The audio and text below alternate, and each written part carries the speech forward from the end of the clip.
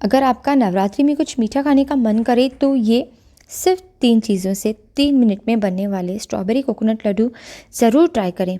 बनते तो बहुत आसानी से हैं, सिर्फ 3 मिनट में गारंटीड बन जाएंगे, लेकिन चलते 1 महीने तक हैं।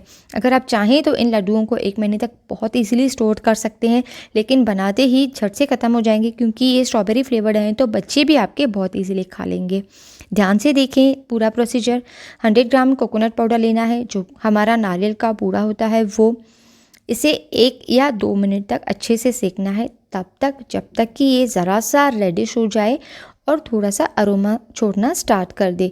इसे सेकना बिल्कुल ही ऑप्शनल है, आप बिना गैस के पूरी रेसिपी बना सकते हैं, लेकिन जब आप इसे सेकते हैं तो ये जो हमारे लड्डू हैं इनका अरोमा फ्लेवर और थोड़ा बढ़ जाता है। ज़रा सा जब कोकोनट अरोमा छोड़ता है तो उसका स्वाद और निखर के आता है। ये देखिए, इस तरीके से इतना ही रेड करना है।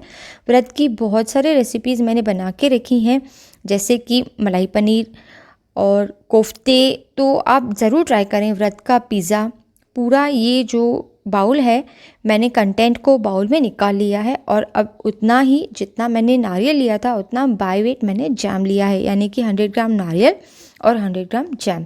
तो नारियल आप गीला नहीं डालें, जो मैंने बोला है सूखा वही यूज़ करें। इसके बाद इसकी रिचनेस बढ़ाने के लिए मैं इसमें ऐड कर रही हूँ 1 टेबलस्पून मिल्क पाउडर का। अब मिल्क पाउडर इसमें एक अच्छी सी रिचनेस ला देगा, बहुत इसका फ्लेवर और बढ़ जाएगा अगर आप इसमें मिल्क पाउडर डालते हैं तो। अब इन सारे इंग्रेडिएंट्स को मिक्स कर लेना है। ये जो मैंने आपको वेट बताया है, आप इसी प्रॉपर प्रोसीजर से इसी वेट से बनाते हैं तो आपके लड्डू एकदम परफेक्ट बनेंगे, यानी कि जो आपके आटे की इस मिक्स की कंसिस्टेंसी है वो लड्डू के जैसी परफेक्ट बन जाएगी। अब बस इसके छोटे छोटे बॉल्स बना लेने हैं, और ये जो बॉल्स हैं आप अपनी पसंद के हिसाब से बॉल ना बना के लंबे लंबे भी शेप दे सकते हैं। जैसे भी आपको अच्छा लगे आप इन्हें अच्छे से शेप कर सकते हैं। तो इसी तरीके से मैं सारे जो लड्डू हैं वो बना लूँगी और फिर उन्हें कोट कर दूँगी थोड़े से नारियल से। ये देखिए, आप इस तरीके से भी इन्हें शेप कर सकते हैं, जैसे मैंने आपको कहा था कि आप अलग अलग शेप्स दे सकते हैं।